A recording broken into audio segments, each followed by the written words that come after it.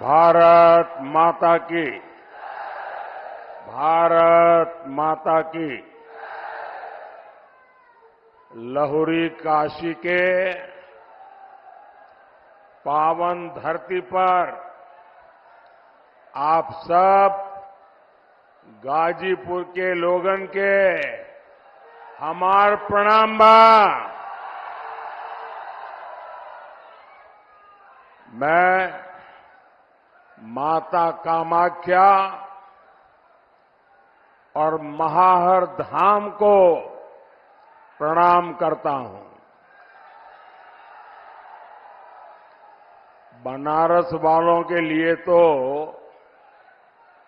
गाजीपुर आना ऐसा ही है जैसे बगल के मोहल्ले में आ गए।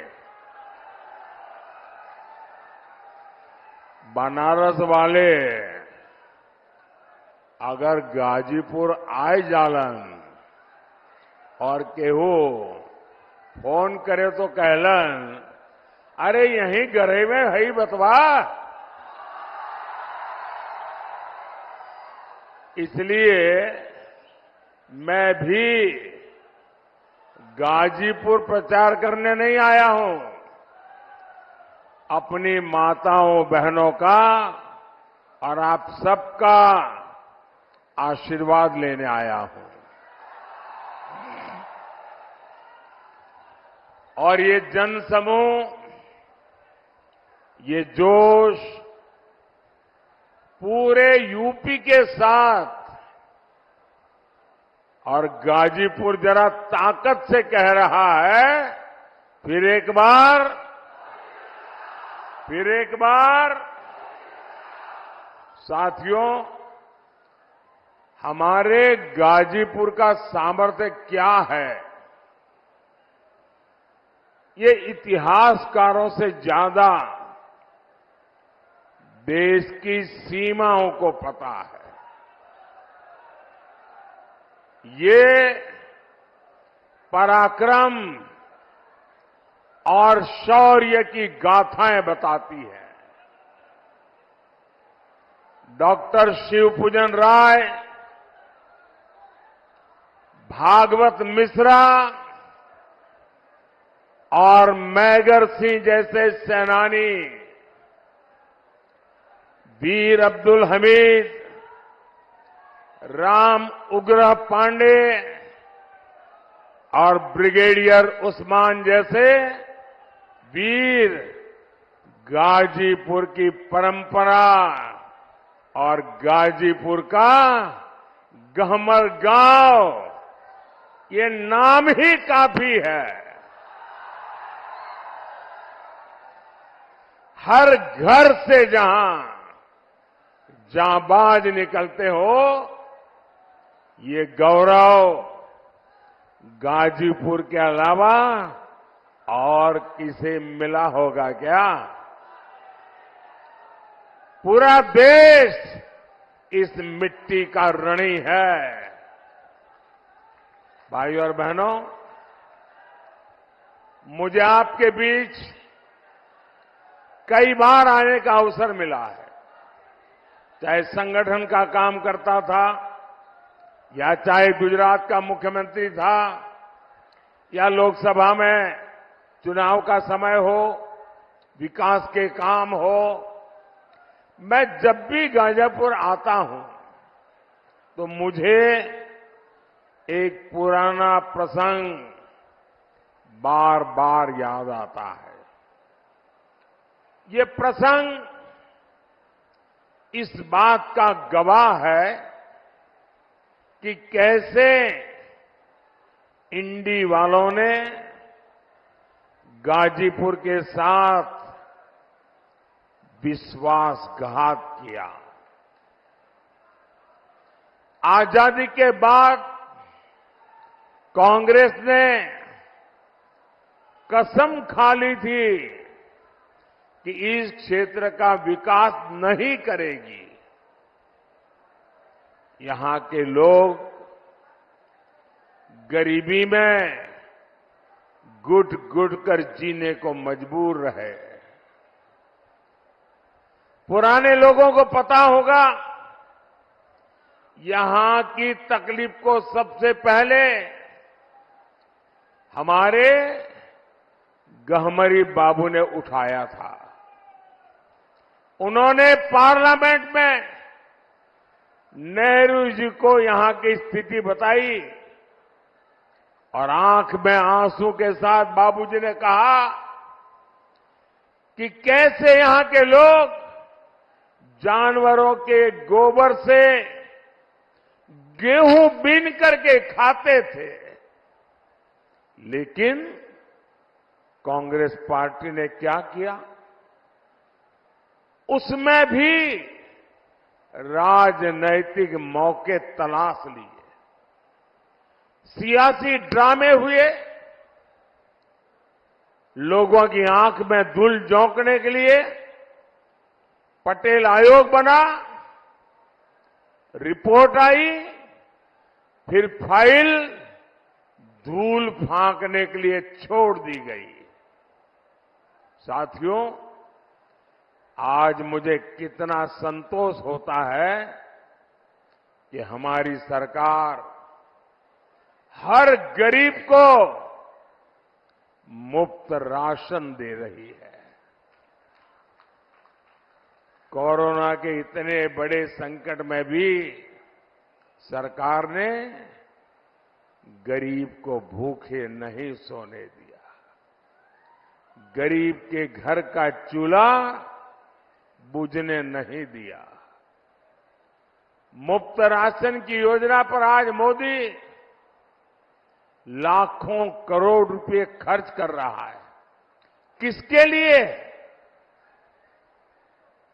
ताकि आज फिर किसी गरीब को वो परेशानी ना उठानी पड़े जो उसने कांग्रेस सपा के राज में उठाई है। साथियों, इंडी गठबंधन वालों को कभी भी आपकी परवाह नहीं होगी। आप याद करिए, कांग्रेस कैसे सरकारें चलाती थी। ताड़ी घाट पुल का शिलान्यास हमारी बाबू ने करवाया था।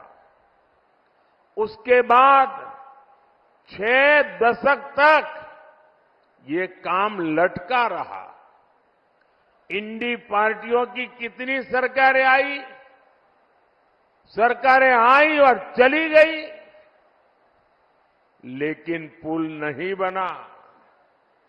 पुल तब बना जब आपने मोदी को आपकी सेवा का अवसर दिया।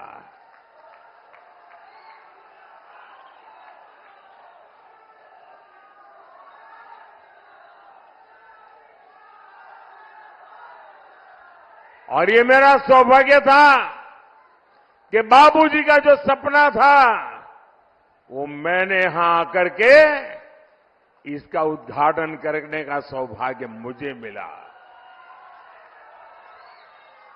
साथियों, काम लटकाने और हक मारने में तो कांग्रेस को महारत हासिल है। इन्होंने हमारे सेना के वीर जवानों को 1 रैंक 1 पेंशन तक नहीं मिलने दी थी। 1 रैंक 1 पेंशन तब लागू हुई जब मोदी आया और कांग्रेस ने हमारे सेना के जवानों के साथ उनकी तपस्या का कैसे मखौल उड़ाया था, उनकी आंखों में कैसे धूल झोंकी थी, उनको मूर्ख बनाने का भरपूर प्रयास किया था। जब 2013 में भारतीय जनता पार्टी ने मुझे प्रधानमंत्री पद के उम्मीदवार के रूप में घोषित किया, उसके बाद मेरी पहली रैली हरियाणा के रेवाड़ी में एक्स सर्विसमैन की हुई और वहां मैंने कहा था कि मैं वन रैंक वन पेंशन लागू करूंगा। कांग्रेस वाले घबरा गए, ये मोदी ने घोषणा कर दी, अब करे क्या? तो उन्होंने आनन फानन में हरेक की आंख में धूल झांक करके बजट में 500 करोड़ रुपया डाल दिया और लिख लिया ओआरओपी करेंगे। और फिर देश भर में एक्स सर्विसमैन के सम्मेलन किए।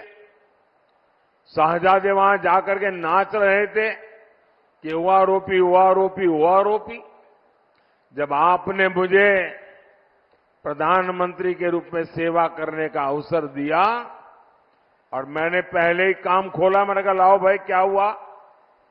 मैं चौंक गया। 21वीं सदी में आज कम्युनिकेशन का इतना बड़ा जमाना, पढ़े लिखे नौजवान, इन्होंने कैसे सेना के साथ गद्दारी की थी। उन्होंने 500 करोड़ रुपया लिख करके one rank one pension tokenism किया। मैंने कहा नहीं, मैं तो वन रैंक वन पेंशन लागू करना चाहता हूं।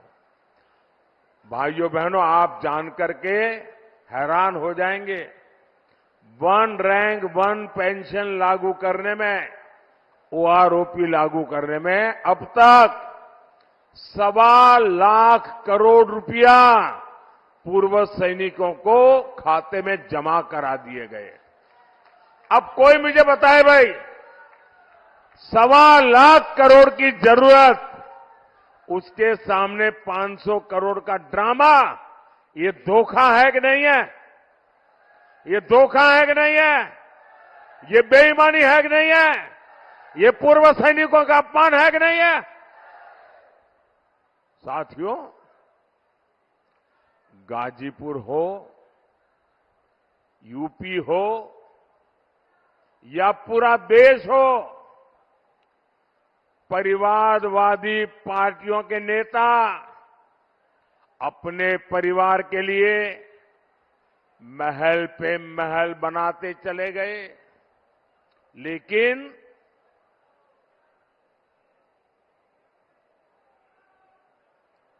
गांव, गरीब, किसान, मजदूर, दलित, वंचित, वो जीवन की छोटी छोटी जरूरतों के लिए जूझते रहे।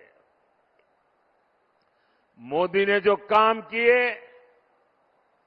उनसे गरीब का जीवन बदला। सिर्फ 10 साल में 25 करोड़ लोग गरीबी से बाहर निकले हैं। ये कैसे हुआ? 25 करोड़ लोग 10 साल में गरीबी से बाहर निकले, कैसे हुआ? मैं आपसे पूछना चाहता हूं, कैसे हुआ?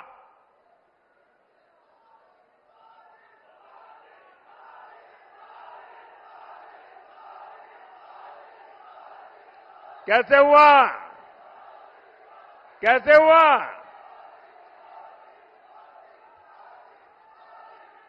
ये मोदी के कारण नहीं, ये आपके एक वोट की ताकत है, जिसके कारण 25 करोड़ लोग गरीबी से बाहर निकले। आपके वोट ने मोदी को मजबूत बनाया और मोदी की योजनाओं ने गरीब को सशक्त बना दिया।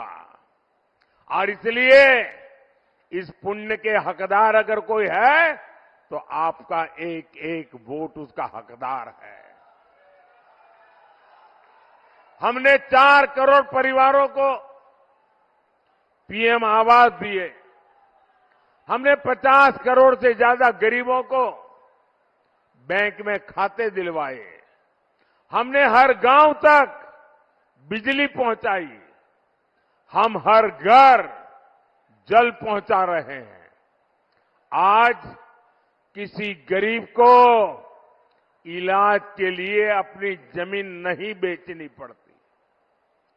उसके पास मुफ्त इलाज के लिए आयुष्मान कार्ड है। और हम तो जानते हैं, मैं तो गरीबी से निकला हूं, मैं गरीबी को जिया हूं, गरीबों के बीच में पला बड़ा हूं और इसलिए मैं अपने जीवन को आंखों के सामने जो चीजें देखी थी, आज भी अगर कोई गरीब मां बीमार हो जाती है तो परिवार में किसी को भी पता नहीं चलने देती कि उसे दर्द हो रहा है, पीड़ा हो रही है।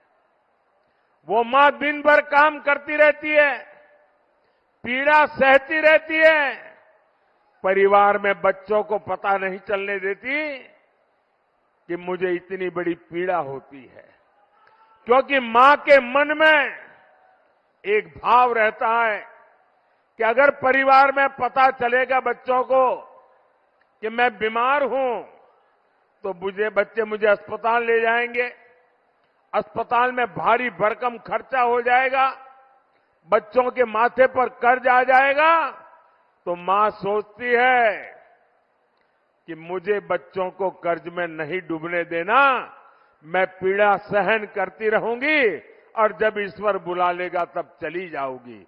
ये मेरे देश की कोटि कोटि माताएं बीमारी सहती रही, लेकिन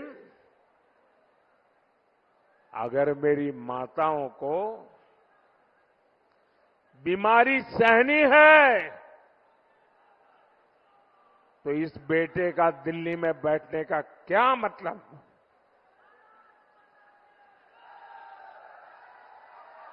और इसलिए आपके इस बेटे ने तय किया कि अब गरीब को बीमारी में इलाज की जिम्मेदारी मोदी उठाएगा। आज आयुष्मान योजना करोड़ों परिवारों को मुसीबत में अनेक प्रकार की सुविधाएं देता है। और भाइयों बहनों, मैंने एक और गारंटी लेकर के आया हूं।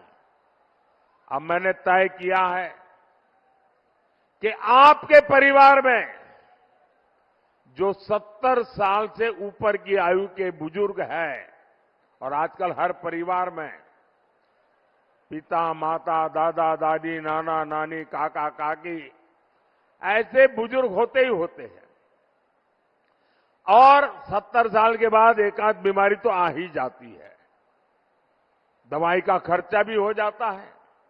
और जो बेटा बेटी कमाते हैं उनके सामने एक तरफ खुद के बच्चों को आगे बढ़ाने का काम रहता है, रोजमर्रा की जिंदगी चलानी होती है, और ऊपर से अपने परिवार के बुजुर्गों को संभालना होता है। लेकिन बीमारी आ जाए तो पूरा ध्यान बीमारी में लग जाता है, और जो कमाने वाले बेटे बेटी हैं उन पर बहुत बोझ पड़ जाता है। तो मोदी ने गारंटी दी है, अब किसी कमाने वाले बेटे बेटी पर ये बोझ मैं नहीं पड़ने दूंगा। आपके परिवार के 70 साल से ऊपर के लोगों का बीमारी में इलाज, इसकी जिम्मेवारी अब मोदी उठाएगा।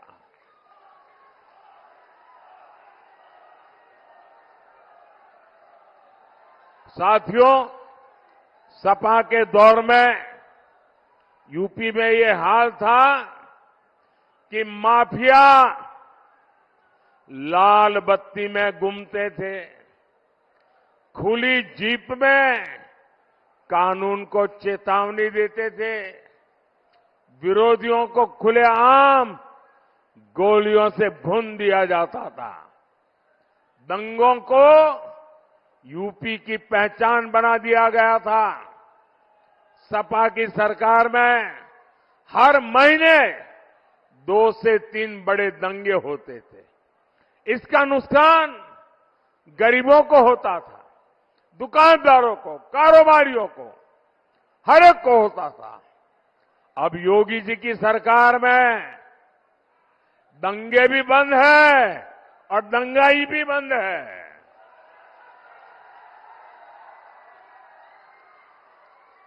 साथियों, वोट के लिए, सत्ता के लिए सपा कांग्रेस वाले कुछ भी कर सकते हैं। सपा के शहजादे ने कभी कहा था कि माफिया की एंट्री पर रोक लगाएंगे और फिर वो माफिया के चरणों में ही जाकर के बैठ गए। सपा ने माफियाओं को पाला पोसा, उन्हें टिकट दिया। जो अपनी बात पर कायम नहीं रह सका वो आपकी लड़ाई कभी नहीं लड़ सकता।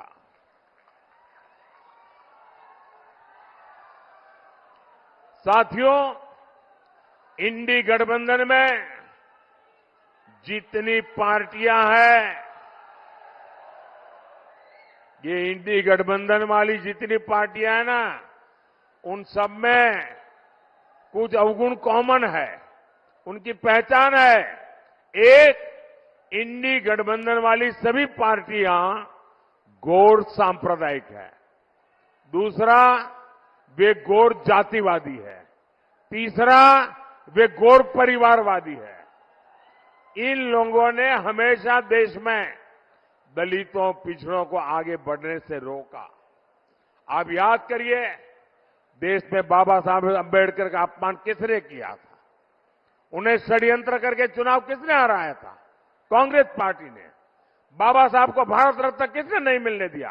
कांग्रेस पार्टी ने। इन लोगों ने एक दलित के बेटे रामनाथ कोविंद को जी अपमान किया।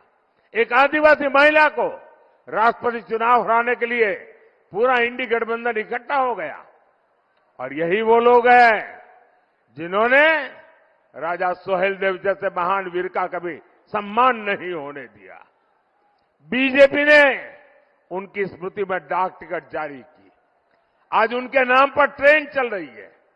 साथियों, अब इंडी गठबंधन वाले दलितों, पिछड़ों का आरक्षण लूटने में लगे हैं। ये लोग दलितों, पिछड़ों का आरक्षण बंद करके उसे धर्म के आधार पर देने की साजिश कर रहे हैं। ये लोग पासी, जाटव, लोनिया, कुर्मी, यादव, बिंद, निषाद, कुर्मी, पटेल जैसी अनेक जातियों का सबका आरक्षण छीनने के लिए उन्होंने प्लान किया हुआ है और कर्नाटका में लागू किया। कर्नाटका में उन्होंने रातों रात मुसलमानों को ओबीसी बना दिया और ओबीसी का सारा आरक्षण छीन लिया। अब बंगाल में तो इनका बहुत बड़ा षड्यंत्र खुला है। 2 दिन पहले कलकत्ता हाईकोर्ट ने पर्दा उठाया। वहां क्या खेल चल रहा था? बंगाल में लगभग सारा ओबीसी आरक्षण मुसलमानों और घुसपैठियों को दिया जा रहा था। ये कांग्रेस, सपा, टीएमसी के गठबंधन साथी ये सब एससी, एसटी, ओबीसी आरक्षण की इस लूट में एक साथ खड़े हैं। और कौन एसटी, एसटी, ओबीसी का आरक्षण के पक्ष में इनसे मोर्चा ले रहा है? इनके सामने आज सीना तान के कौन लड़ाई लड़ रहा है? ये मोदी लड़ाई लड़ रहा है। और मैं आपको गारंटी देता हूं, जब तक मोदी जिंदा है, जब तक मोदी जिंदा है, एससी, एसटी, ओबीसी का आरक्षण मैं किसी हालत में उनको छीनने नहीं दूंगा। मैं धर्म के आधार पर खेल खेलने नहीं दूंगा। वंचितों का जो अधिकार है, वंचितों का जो अधिकार है, मोदी उसका चौकीदार है। साथियों, इंडी गठबंधन तुष्टीकरण की सनक में हर हद पार कर रहा है। ये लोग राम मंदिर का अपमान कर रहे हैं। सपा के नेता राम मंदिर को बेकार और पाखंड बताते हैं। कांग्रेस के शहजादे वो तो राम मंदिर पर ताला लगवाने का प्लान बना रहे हैं।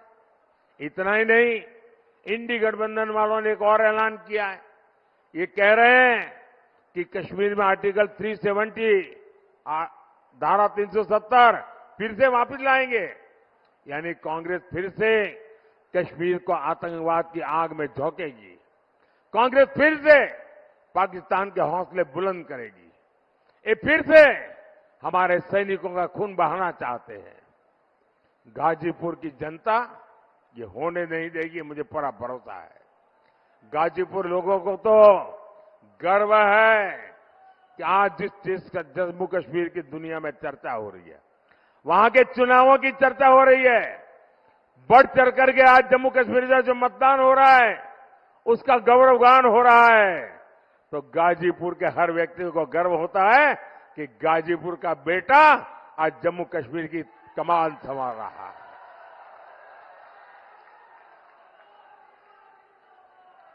कश्मीर के लोग भी देख रहे हैं विकास कैसे होता है।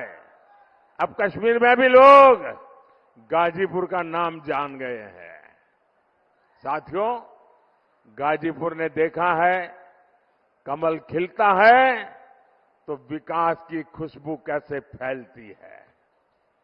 अब गाजीपुर में हर कोई कह रहा है काम तो बहुत भइल बा, अब कमवा दिखाई पड़त बा। सम्मान चाहिए कि माफिया के धौंस चाहिए। आज पूर्वांचल एक्सप्रेस वे हो, Ghazipur Manjhighat greenfield expressway project हो, रेलवे स्टेशनों का विकास हो, सड़क, हाईवे, पुल, कृषि इंफ्रास्ट्रक्चर, गोदाम, पेरिसेबल कार्गो, महर्षि विश्वामित्र मेडिकल कॉलेज की सुविधा, गाजीपुर में जो काम 60 वर्ष में नहीं हुआ वो हमने 10 साल में करके दिखाया है। साथियों, मुझे विकसित भारत के संकल्प के लिए गाजीपुर का भरपूर मार्गदर्शन समर्थन चाहिए। 400 पार में मुझे एक कमल गाजीपुर का चाहिए। मां भारती के चरणों में गाजीपुर का कमल भी चढ़ना चाहिए। चढ़ेगा? पक्का चढ़ेगा? 1 जून को भाई पारसनाथ राय जी को आप भारी बहुमत से जिताए और उन कमल के निशान पर दिया हुआ हर वोट मोदी के खाते में जाएगा।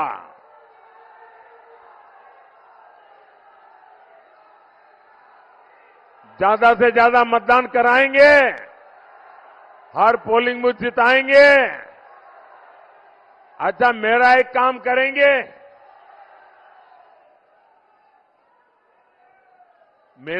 करेंगे, ऐसे नहीं पूरा बताओ तो बोलूंगा।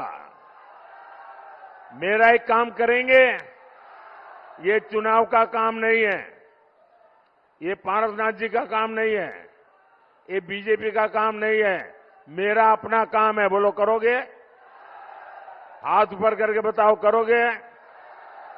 एक काम करना, आपके गांव में, आपके इलाके में कोई न कोई देवस्थान होगा, कोई न कोई मंदिर होगा, कोई तीर्थ क्षेत्र होगा। मेरी तरफ से वहां जाना, मत्था टेकना और परमात्मा से विकसित भारत के लिए आशीर्वाद मांगना। करेंगे? करेंगे? दूसरा काम, हर परिवार में जाइए और हर परिवार में जाकर के कहिए कि अपने मोदी जी आए थे, मोदी जी ने आपको प्रणाम कहा है, मेरा प्रणाम पहुंचा देंगे।